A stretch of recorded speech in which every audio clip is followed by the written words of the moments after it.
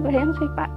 Soalnya waktu SD kan udah beratin orang tua, apalagi saya SD-nya swasta.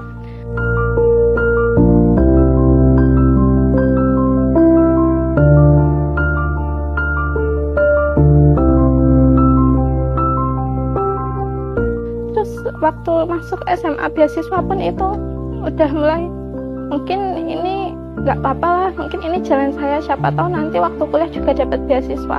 Tapi saya nggak pernah ngarep atau mimpi kalau benar-benar dapat beasiswa full gitu. Menurut saya itu kontribusi paling terbesar dalam hidup saya, karena saya nggak pernah mendapatkan pendidikan yang berkualitas itu dan paling menjanjikan. Di situ pengalaman saya paling diasah, di situ juga pendidikan saya paling benar-benar digembleng di sana dengan aturan yang sebegitu ketat. Bagi saya itu sangat worth it untuk masa depan saya. Waktu itu sebelum saya masuk di SMA itu, saya benar-benar nggak bisa public speaking, benar-benar kayak pendiam terus. Dan di sana itu benar-benar kayak pendidikan ya udah belajar aja. Tapi sejak di sana, mulai dari asrama kayak hidup bareng, bersosialisasi itu nggak bisa kok mikir pribadi. Dan di sana juga public speakingnya diasah, organisasinya juga dapat, benar-benar di sana kayak mendapatkan pengalaman hidup yang baru gitu.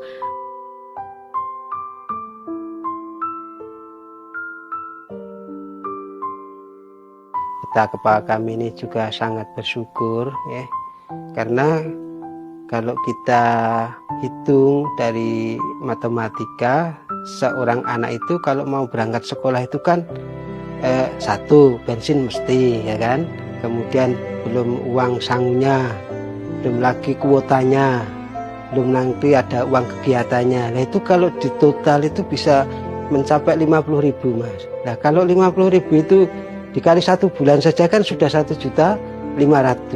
Kalau kali 1 tahun berapa?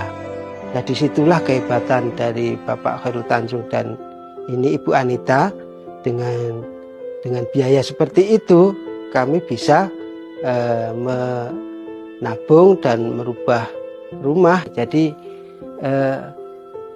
dampak baiknya dari Siti Harsha itu tidak hanya berdampak pada anak-anak saja, tapi juga tentunya pada keluarga gitu.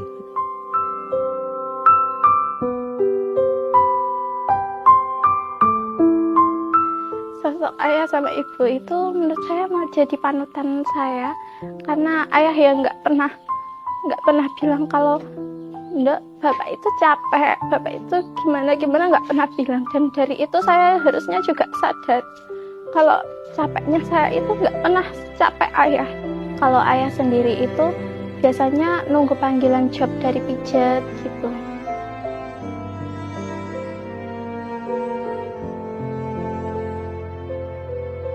Kalau yang pijat, nah ini yang istilahnya yang kami pokokkan begitu. Kalau yang lain-lain itu kan datangnya tidak setiap hari.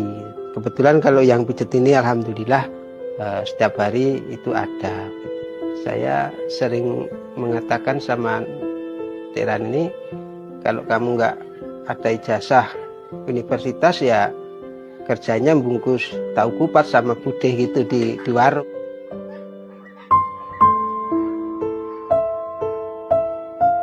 Saya sendiri sebenarnya milihnya jurusan bisnis internasional sama gizi.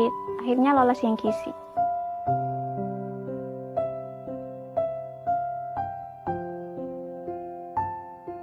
Cita-cita saya itu sebenarnya saya ingin membangun sebuah kafe dengan perpustakaan, karena di situ orang-orang bisa meningkatkan literasinya. Karena di Sukoharjo sendiri literasinya kan rendah Pak, daripada yang Solo, daripada yang Wonogiri, daripada yang Klaten. Jadi saya bercita-cita untuk meningkatkan literasi di Sukoharjo itu.